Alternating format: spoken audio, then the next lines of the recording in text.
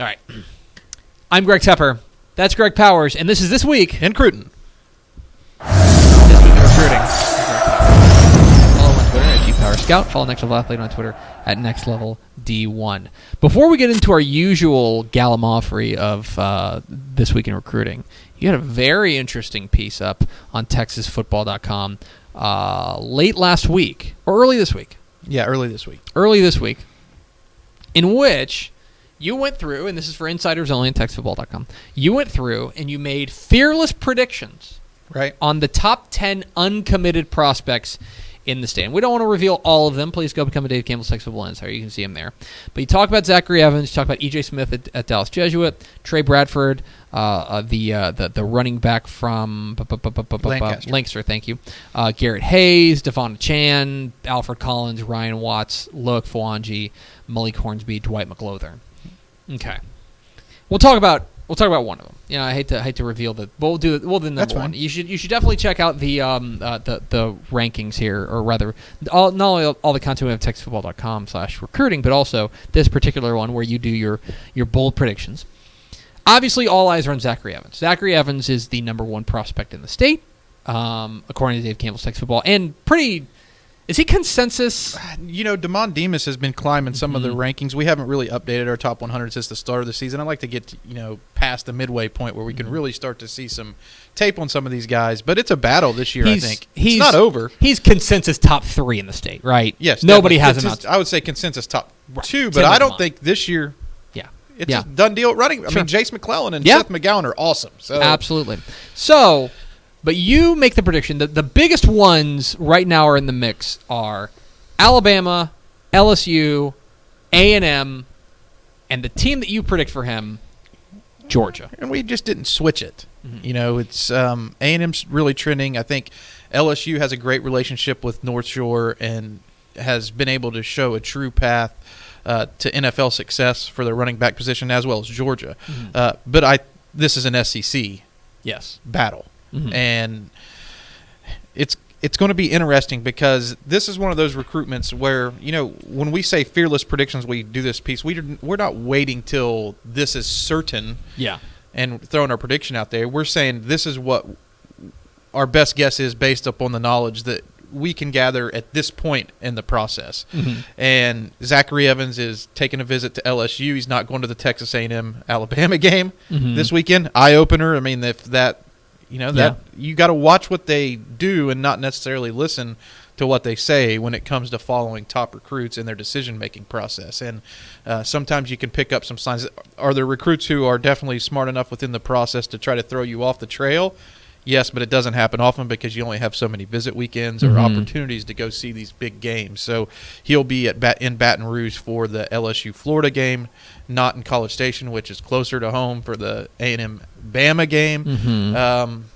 I think Georgia was in the driver's seat and out in front in this one for a while, but the field is now closer. So if you want to talk about an intriguing recruitment, top running back from the top talent-producing state in the nation, deciding between 4 top teams in the SEC, which I think is probably the conference that battles the most fiercely over these top recruits.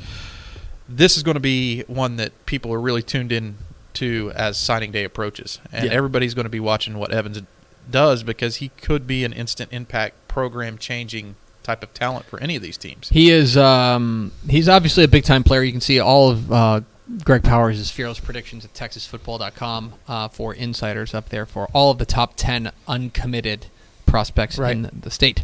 Let's get to This Week in Recruiting, our usual tent poles around here. We'll start with our prospect on the rise.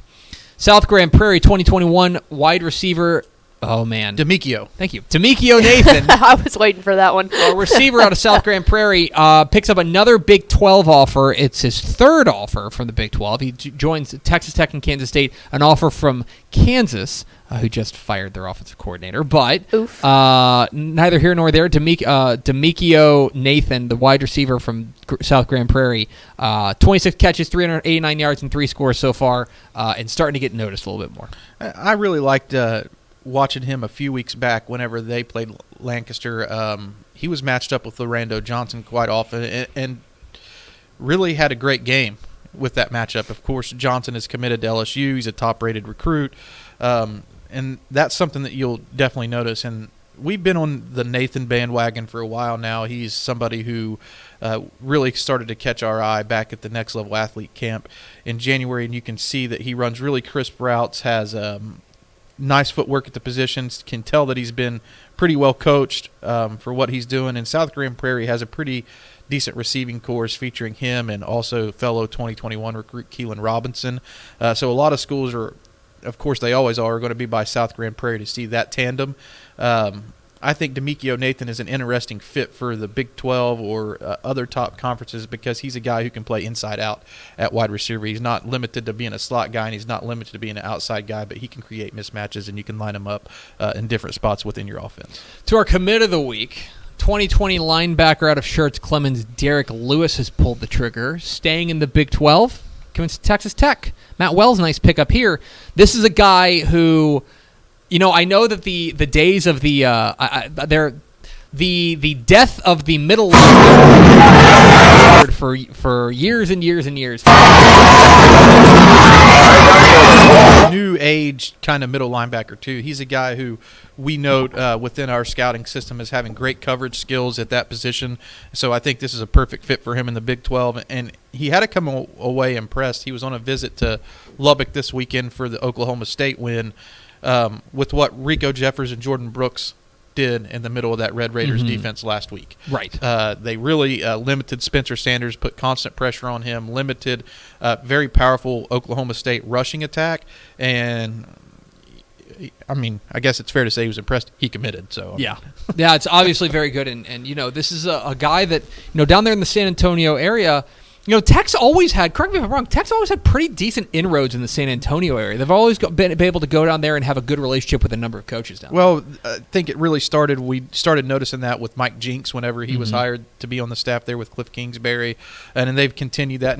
And Clemens is an interesting, I think, story this year. And they're trending upward. I think they beat Steele. Is that they beat Steele recently? Yes, they did. And this is an interesting thing too because Derrick Lewis, I think, tore his ACL week 5, week 6 last year, and he's already back playing 100%. So kind of talks to you about the advancement in medical technology for some of these football players that are able to dedicate themselves with rehabilitation and come back stronger than ever. Greg Powers of This Week in Recruiting, our recruiting analyst from Next Level Athlete. Follow him on Twitter at GPowersCal. Follow Next Level Athlete on Twitter at Next Level D1 and get involved with the show at #TF Today. All right, to our underclassmen of the week. Buddy, you're singing my song. There you go.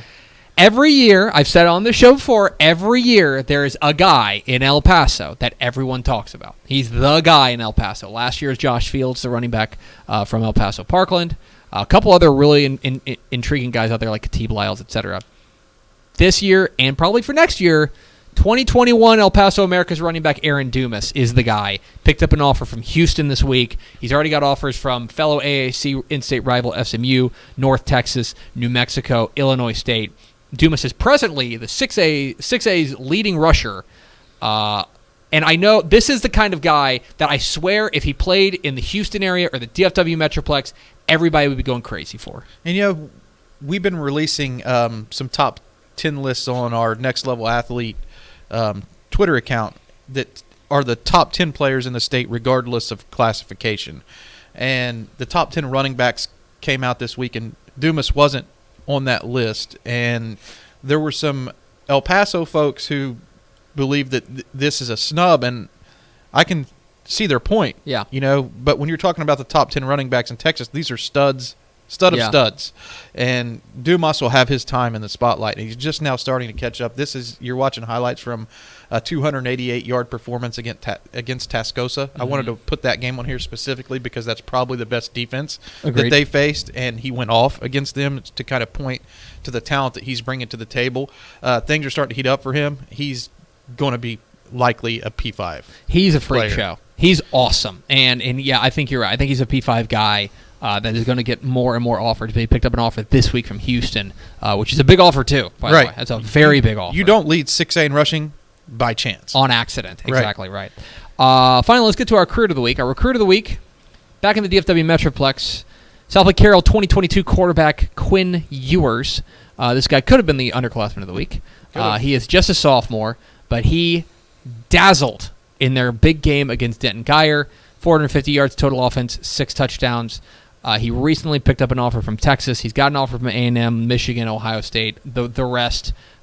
This is a name that if you are tired of hearing his name, excuse me, I have bad news for you. Get used to it. I have bad news for you because you're going to hear about it for the next 3 years. Exactly, and I wanted to kind of specifically talk about him today because I thought of a good comparison while I was watching this game on Friday night. Ashley, you were there as well. Mm-hmm. And the name that pops into my head, and he kind of emerged on the scene at, around the same time, was Trevor Lawrence on the national recruiting radar.